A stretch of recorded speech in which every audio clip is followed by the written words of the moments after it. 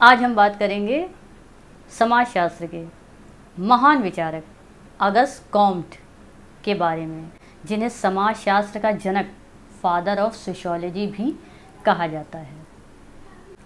Comte ही वो पहले विचारक थे जिन्होंने समाज के अध्ययन में वैज्ञानिक पद्धति के प्रयोग की बात की, और इसी के आधार पर इन्होंने हमको एक नया सब्जेक्ट दिया जिसको समाजशास्त्र कहा गया।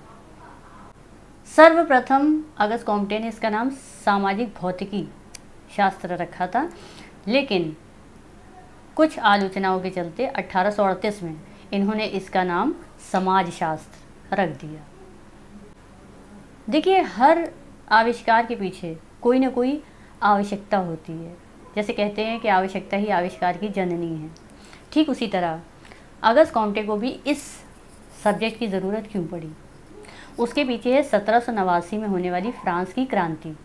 अगस्ट कॉम्टे फ्रांस के रहने वाले थे और 1789 में फ्रांस में क्रांति हुई, तो उन्होंने इस क्रांति के फलस्वरूप होने वाले बदलावों को अपने आसपास महसूस करा। उस वक्त जो सामंतवादी व्यवस्था चल रही थी वो फ्रांस की क्रांति की वजह से ख़त्म होती चली जा रही थी। जिन कैथोलिक चर्चेस की वजह से पादरियों का समाज पे दबदबा था वो ख़त्म होता चला जा रहा था। आम जनमानस की शक्ति उभर के आ रही थी। इसी दौरान इंग्लैंड में औद्योगिक क्रांति हुई और औद्योगिक क्रांति की वजह से वर्ग व्यवस्था में एक बहुत बड़ा बदलाव आया। पूंजीवादी व्यवस्था सामने आ रही थी, जिसकी वजह से जिनके पास पूंजी थी वो बड़े बड़े उद्योग लगा रहे थे, उत्पादन बड़ी मात्रा में हो रहा था, और जिनके पास पूंजी नहीं थी वो इन पूंजीपतियों के पास श्रमिकों की तरह कार्य कर रहे थे। इससे समाज दो भागों में बट रहा था, एक जो अमीर थे पूंजीपति और एक जो गरीब थे श्रमिक। पूंजीवाद की वजह से लघु और कुटीर उद्योगों का पतन होता चला जा रहा था, जिससे कि अमीर और गरीब होने की स्थिति में आ रहा था। इससे वर्गों में संघर्ष की भी स्थिति उत्पन्न हो रही थी। तो फ्रांस की क्रांति और औद्योगिक क्रांति के फलस्वरूप पूरी दुनिया में बहुत बदलाव हो रहे थे, सामाजिक, सांस्कृतिक, राजनीतिक, आर्थिक। और फ्रांस में ये बदलाव अगस्ट कॉम्टे महसूस कर रहे थे, वो देख रहे थे अपने चारों तरफ, जिसकी वजह से बहुत सारी, इन बदलावों की वजह से बहुत सारी समस्याएं क्रिएट हो रही थी। और इन समस्याओं के समाधान के लिए अब समाज का अध्ययन वैज्ञानिक आधार पर करना बहुत ज़रूरी हो चुका था। तभी समाज को समझा जा सकता था, उसको स्थिर किया जा सकता था और उसमें होने वाली समस्याओं का समाधान किया जा सकता था। साथ ही आने वाली समस्याओं के बारे में भविष्यवाणी करके उनको रोका जा सकता था। इसी हेतु अगस्ट कॉम्टे ने एक नए विज्ञान की रचना करी जिसे समाजशास्त्र नाम दिया गया, और इसमें इन्होंने बताया कि अब हम समाज का अध्ययन करें तो वैज्ञानिक पद्धति के आधार पर करें, तभी हमें सही निष्कर्ष प्राप्त होगा और हम समस्या का समाधान ढूंढ पाएंगे। तो अगस्ट कॉम्टे के जो सिद्धांत हैं इनके बारे में हम आगे के लेक्चर्स में डिटेल में चर्चा करेंगे। आज के लेक्चर में हम ब्रीफ में अगस्ट कॉम्टे के बारे में जान लें कि अगस्ट कॉम्टे कौन थे। आपका जन्म 1798 में फ्रांस के मोंटपेलियर नाम के गांव में हुआ था। आप कैथोलिक परिवार को बिलोंग करते थे। आपके पिताजी राजस्व कर विभाग में थे। आप मीडियम फैमिली के थे, बहुत अमीर नहीं थे और गरीब भी नहीं थे। शुरू में इनकी जो लालन पालन है वो इनके माँ बाप के सानिध्य में हुआ, तो इन पे कैथोलिक धर्म का थोड़ा बहुत प्रभाव पड़ा। लेकिन क्योंकि बचपन से ये बड़े विलक्षण थे, बड़े ही प्रतिभा के धनी थे, आज़ाद ख्याल के थे, तो जैसे जैसे इनकी उम्र बढ़ रही थी वैसे वैसे इनके विचारों में परिवर्तन भी आता जा रहा था। आगे की शिक्षा के लिए इन्हें पेरिस के पॉलिटेक्निक स्कूल में दाखिला दिलाया गया। यहाँ पर इन्होंने काफ़ी अच्छे से परफॉर्म करा और कई सारे पुरस्कार ये जीतने लगे थे।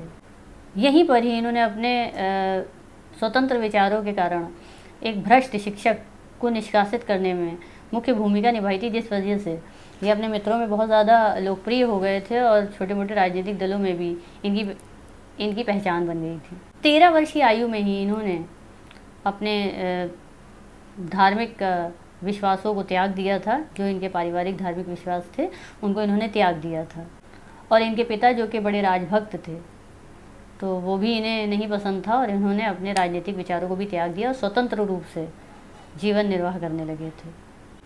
14 वर्ष की आयु में इन्होंने सामाजिक पुनर्निर्माण के विचार के बारे में सोचना शुरू करा और उस पर अपने लेख लिखने शुरू करे।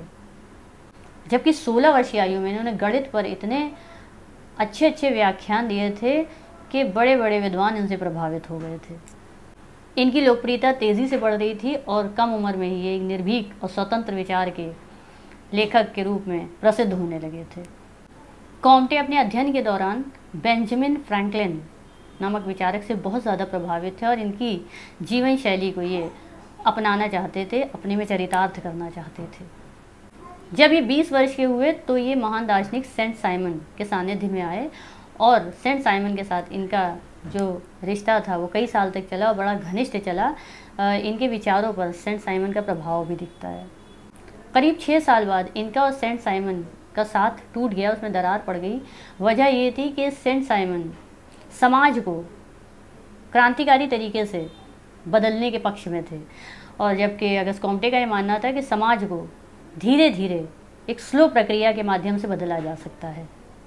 1835 में इनके जीवन के एक दुखद दौर की शुरुआत होती है। इनकी शादी जिस महिला से हुई वो महिला बहुत ही झगड़ालू, बहुत ही झिकझिक करने वाली थी, जिसका प्रभाव इनकी लेखनी पे पड़ा, इनके विचारों पे पड़ा और करीब 1 साल तक ये मानसिक रूप से बहुत बीमार हो गए। जब 1 साल बाद ये बीमारी से उभर के बाहर आए तो इन्होंने फिर से लिखना शुरू करा, व्याख्यान देने शुरू करे और उसी दौरान इनकी मशहूर थ्योरी प्रत्यक्षवाद, पॉजिटिविज्म सामने आई। 1842 में इन्होंने अपनी पत्नी को तलाक दे दिया और इनके दुखद वैवाहिक जीवन का अंत हुआ और इन्होंने इसके बाद एकाकी जीवन जीना शुरू करा और अपनी लेखनी पर, अपने विचारों पर ध्यान देना शुरू करा। फिर से 1844 में इनके जीवन में एक महिला का प्रवेश हुआ जिसका नाम था क्लोटाइल डिवॉक्स। इस महिला से ये बेहद प्रेम करने लगे और उसका प्रभाव ये पड़ा कि महिलाओं के प्रति इनका दृष्टिकोण बदल गया और ये स्त्रियों के सच्चे प्रशंसक बन गए। इनके विचारों में बहुत परिवर्तन आया। जो ये पहले विचार दे रहे थे और जो अब ये विचार देने लगे उसमें बहुत वास्ट डिफरेंस देखने को मिला, जिसका कई सारे समाजशास्त्रियों ने, कई सारे विचारकों ने आलोचना भी की। लेकिन ये साथ इनका इस महिला के साथ ज़्यादा दिन तक नहीं चला। 1846 में इस महिला की मृत्यु हो गई और ये फिर बहुत दुखी और बहुत ही गमगीन हो गए। इसके बाद के इनके जो विचार हैं उसमें काफ़ी परिवर्तन देखने को मिलता है। इन्होंने समाजशास्त्र को एक धर्म के रूप में स्थापित करने की बात करी, जिसका कई सारे समाजशास्त्रियों ने विरोध भी किया और इन क्रिटिसाइज़ भी करा। इनके जो एक बहुत बड़े प्रशंसक थे जॉन स्टुअर्ट मिल, वो बड़े निराश भी हुए कि इस तरह से अगस्त कॉम्टे जैसे महान विचारक के विचारों में ये ज़मीन आसमान का अंतर देखने को मिलेगा, ऐसा उन्होंने नहीं सोचा था। सन 1857 में ये कैंसर जैसी बीमारी से ग्रस्त हो गए और इसी बीमारी ने इनको लील लिया। एक महान विचारक का अंत हो गया। तो आज के लेक्चर में बस इतना ही। अगस्त कॉम्टे कौन थे और समाजशास्त्र को थोड़ा ब्रीफ करा है मैंने। आगे के लेक्चर्स में हम और थ्योरीज़ को डिस्कस करेंगे और सोशियोलॉजिस्ट को डिस्कस करेंगे। तो इस चैनल को सब्सक्राइब ज़रूर कर लीजिए आज ही, ताकि कोई भी लेक्चर आपसे मिस ना हो। Thank you.